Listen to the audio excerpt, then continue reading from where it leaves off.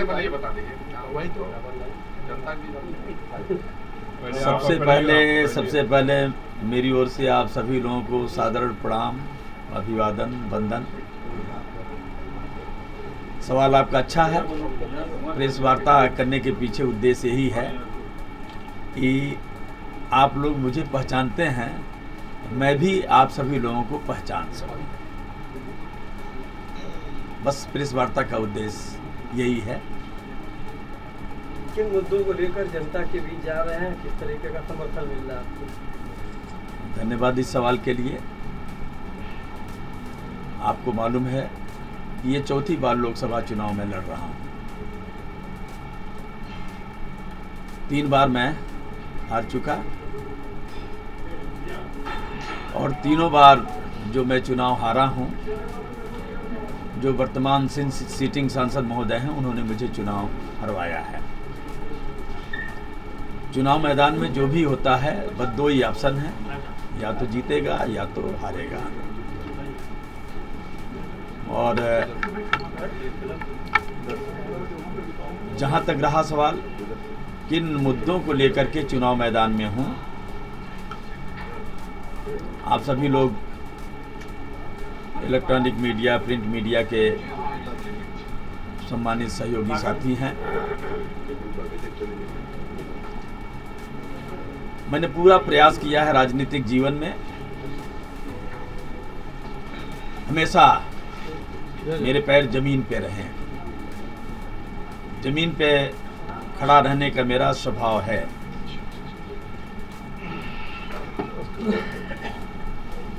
मैं विधानसभा क्षेत्र की राजनीति किया।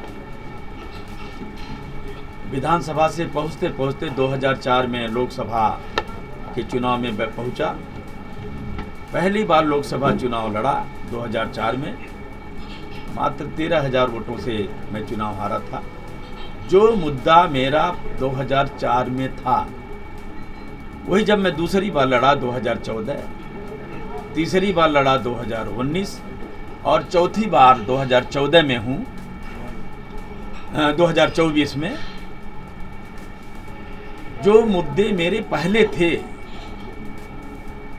कि आज आज़ादी के 77 साल बाद और 20 साल पहले आज़ादी के लगभग 53-54 साल पहले जब मैं पहला लोकसभा चुनाव लड़ा था, मैंने कहा था आज़ादी के बाद जनप्रतिनिधि होकर के एमएलए, एमपी के विकास के नाम पे जहां पे उनकी दृष्टि नहीं पहुंची होगी, जहां पे विकास का कार्य उनके द्वारा कराया जाना चाहिए नहीं किया होगा, सदन प्रसाद यदि सदन में पहुंचेगा तो वहीं से विकास की शुरुआत करने का कार्य करेगा। यही मेरा मेन मुद्दा है। अच्छा बात मेरी पूरी हो जाने दें। इसमें विस्तार से समझने के लिए रोटी, कपड़ा, मकान, शिक्षा, स्वास्थ्य, पानी, बिजली, सड़क, इन्हीं समस्याओं के निदान के लिए सदन है। और सदन के जो सम्मानित सदस्य जाते हैं, जनता जनार्दन की आवाज बनने की उनकी जिम्मेदारी है। मैं आपके माध्यम से समूचे संसदीय क्षेत्र की सम्मानित जनता को भरोसा दिलाना चाहता हूं। उनकी अपेक्षाओं पे, उनकी उम्मीदों पे मैं खरा उतरूंगा। 15 साल से लगातार 3 बार से जो सांसद महोदय मुझे हरा रहे हैं, क्षेत्र पे उनका कम ध्यान है। उनका अपने बिजनेस और कारोबार पे सबसे ज्यादा ध्यान है। मुझसे बेहतर आप सभी लोग जानते होंगे। कब्जा करने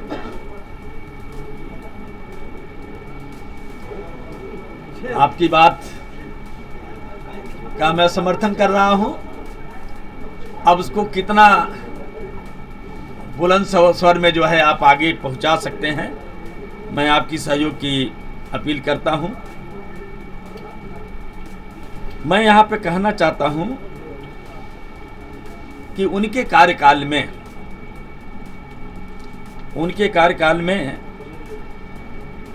जो गोला से गाजीपुर की दूरी को कम की गई थी, गोला के रास्ते सरजू पे पुल का निर्माण करके, जो इंडिया गठबंधन का प्रमुख सहयोगी दल है समाजवादी पार्टी, माननीय अखिलेश जी इस प्रदेश के मुख्यमंत्री जी थे, उन्होंने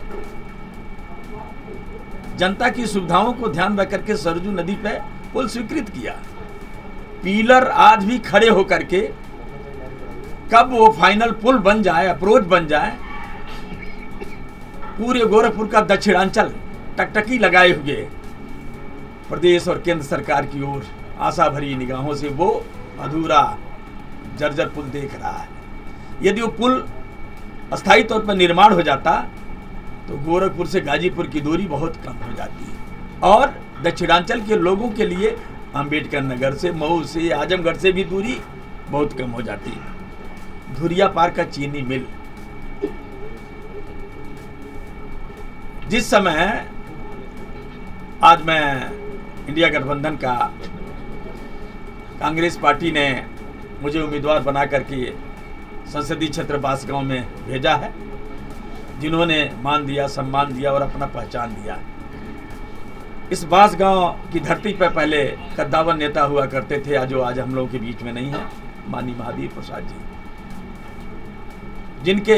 जिनका ड्रीम प्रोजेक्ट था धुरियापार का शुगर मिल, और मात्र एक कार्यकाल उस शुगर मिल चला। आज भी शुगर मिल के नाम पर बहुत सारे कर्मचारी बैठ करके सरकार की तनख्वाह ले रहे हैं। उस शुगर मिल और उस शुगर मिल के कैंपस को औना पौना दाम पे बहुत पहले से बेचने का फिराक चल रहा है।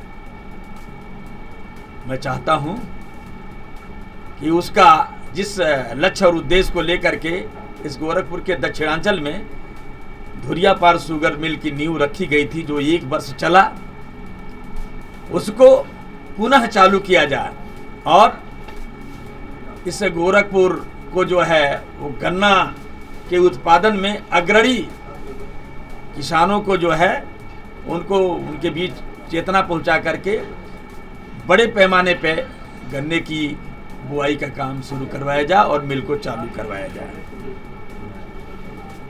मैं आपको यह भी बताना चाहता हूं, आप लोगों के माध्यम से, आपको मालूम होगा कि सहजनवा से दोहरी घाट रेलवे लाइन की यदि